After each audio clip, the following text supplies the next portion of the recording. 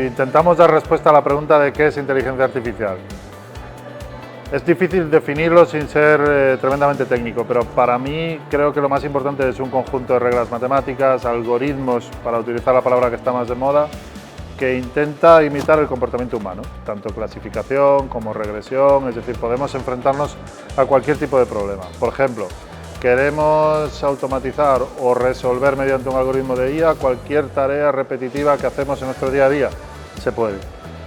Es importante diferenciar entre inteligencia artificial generativa y no generativa. La generativa es la que ahora conoce todo el mundo, ChatGPT, por ejemplo. ¿Por qué se llama así? Pues porque genera cosas, así de sencillo. Genera un texto, genera un audio, genera un vídeo. Ante una pregunta que tú le haces, o lo que se llama un prompt, tú interactúas con el algoritmo y él te genera cosas. Pero la no generativa lleva con nosotros 20 años o 30 años. Por ejemplo, algoritmos de visión artificial que te dicen si un enchufe está bien fabricado o no, si tiene defectos, si no los tiene, e incluso modelos predictivos para poder predecir cuánto voy a vender el año que viene, cuántos empleos voy a generar, cuál va a ser el crecimiento de mi compañía. Al final lo que buscamos es o bien tener la capacidad de hablar con los datos o bien la capacidad de hablar con los textos. Esta sería como la gran diferencia. Las imágenes andan un poco por el medio. Si soy capaz de hablar con los datos, soy capaz de sacar esa información que me dan los datos.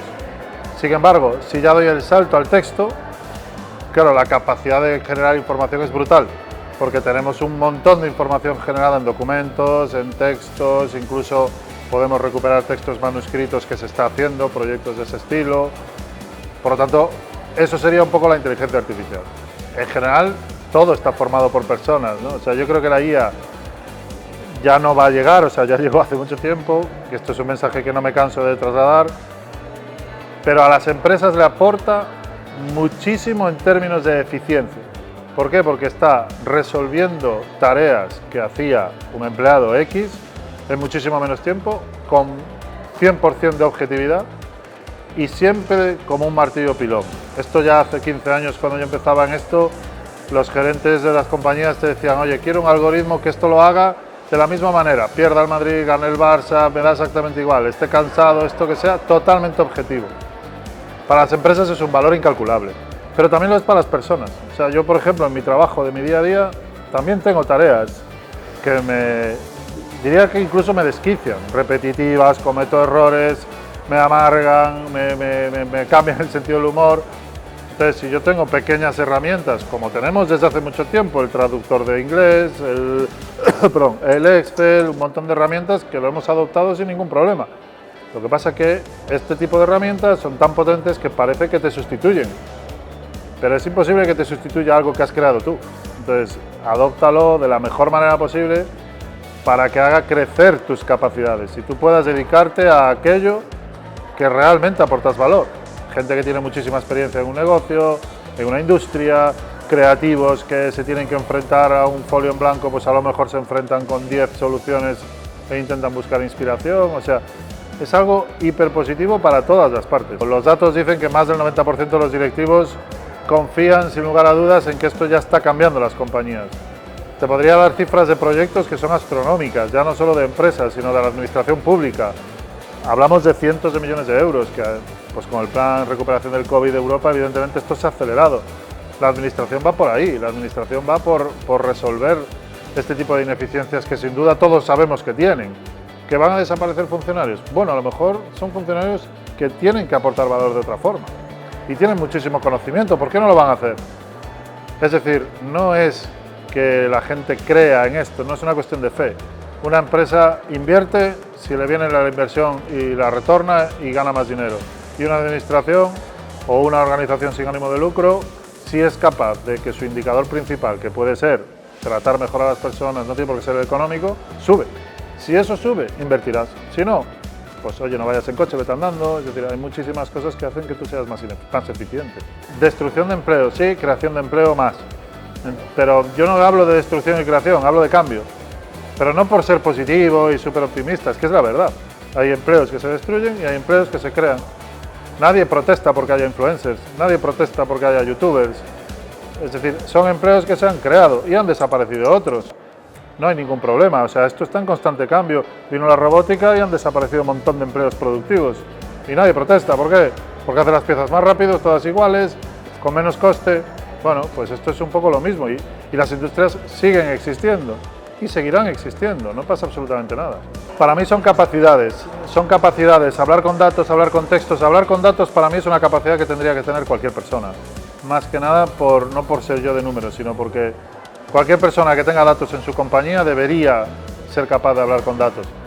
Es una capacidad que se adquiere en cursos de un número de horas pequeño y por lo tanto uno puede dar perfectamente y dotarse de esa capacidad, con 40 horas, 50 horas, analizar una tendencia, cuál es un valor medio, qué dispersión tengo en mis datos, por qué, quién es un outlier. Cruz Roja, trabajo con personas. Estoy seguro que Cruz Roja sabe qué personas son más distintas al resto, lo que llamamos outliers en nuestro mundo. Esas personas son las que hay que hacer foco, por una cosa o para la otra. ¿Por qué la intervención hacia esa persona va a ser igual que hacia Manolo o que es parecido? Es decir, es completamente transversal al sector en el que trabajes. Sobre todo relacionarse con los algoritmos tipo ChatGPT, que de hecho ya lo hacen.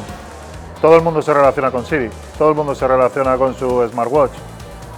La idea es parecida, solo que ahora tiene capacidad de aprendizaje. Lo único que tienes que hacer es querer. O sea, esto no es una cuestión de que cualquiera puede ser ingeniero de datos, no. Cualquiera puede ser, bueno, cualquiera puede serlo si quisiera, si tuviese unas condiciones económicas, etc. Pero desde luego cualquiera que sea curioso puede empezar a interactuar con datos y sacar información de datos, sin lugar a dudas. Dentro de ese proceso puede estar, y de hecho está, en muchas fases, desde la parte de reclutamiento, donde tú tienes una cantidad ingente de currículums que tienes que procesar, o generar ofertas de empleo. Seguramente una compañía, seguramente no, pasa, o sea, quiero generar una oferta de empleo que tenga el mayor éxito posible.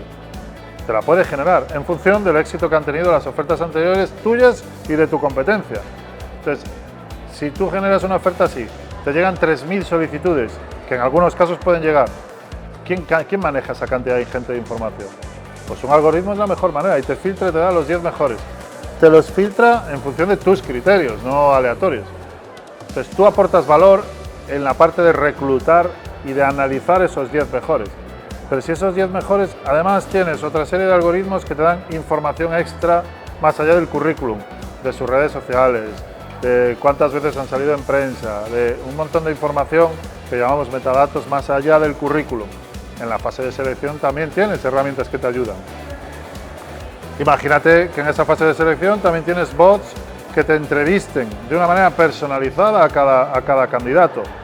Estás pulsando si está contento, si no está contento, si está enganchado en la entrevista, si no está enganchado, todo esto se puede saber. Y una vez que tú tienes al empleado ideal, vamos a llamarlo así, para tu oferta de trabajo, bajo tus criterios, que esto es lo más importante, si abandonas la decisión al algoritmo, luego no te quejes, porque la estás abandonando. Dentro, ¿qué formación le tengo que dar para que esta persona llegue a donde él quiere llegar? Porque a lo mejor no quiere llegar a lejos.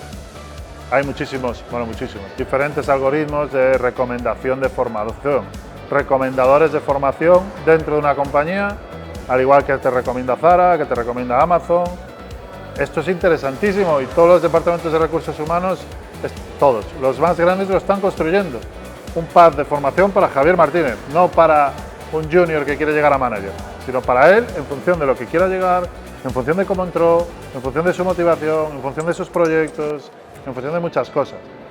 Entonces, claro, está inherente este tipo de algoritmos a lo largo de toda la vida de un trabajador o de un empleado en una compañía. Y esto no va a llegar, o sea, esto es real, esto ya existe. ¿Qué diferencia hay entre un pad de formación para llegar a ser manager o un itinerario de intervención para llegar a estar empleado? La filosofía es la misma. Y vosotros tenéis el conocimiento, ya no digo en las personas, también en la base, en el trastero seguramente lo tengáis. Otra cosa es meterle mano, pero la idea es exactamente igual. Por eso, ¿qué sucede? Que es verdad que, oye, las organizaciones sin ánimo de lucro, pues, oye, la capacidad de inversión que tienen es limitada y, por lo tanto, estas inversiones se tienen que medir más. En una empresa que tiene una rotación del 15%, pues claro, se hacen estas preguntas, la gente se me va, vamos a intentar, y al final, claro, el retorno de la inversión es más explícito. Es normal, pero desde luego se puede hacer, sin lugar a dudas. Al final el ser humano tiene una serie de características como es empatía, emociones, todo este tipo de cosas aún le queda mucho. Más que nada porque no se modelizan matemáticamente. Entonces, si no eres capaz de modelizarlo matemáticamente, no va a ir a un algoritmo. Es verdad que el algoritmo puede sacar relaciones y tal, pero a mí me hacen muchísimas veces la pregunta de esto se carga el planeta, se carga la humanidad, tanto en cuanto tú como humano, los cámaras que nos están grabando, aporten valor. Hace 10 años eran analógicos y ahora son digitales y están de brazos cruzados solamente viendo cómo graban, pero aportan valor en la edición del vídeo, en oye, esta luz está bien, está mal. A medida que las cámaras evolucionen y se metan también IA en la edición de vídeo, que también está, ellos aportarán valor de otra forma. ¿Cómo? Pues porque llevan 10 años editando vídeo, saben perfectamente dónde puede estar, no sé cómo decirte, los casos más raros, que al final es lo que yo creo que es lo que tiene que hacer un empleado. Y un CEO, y un director, y cualquiera. Es decir, yo me enfrento a decisiones, yo no, cualquier director de una compañía se enfrenta a decisiones que algunas son sencillas y no tendría que tomar, y otras son complejas. Pues yo quiero las complejas, que es donde aporto valor. Entonces, todo el mundo tiene que entender que la IA es un martillo, o sea, es decir, es una llave inglesa, es una herramienta.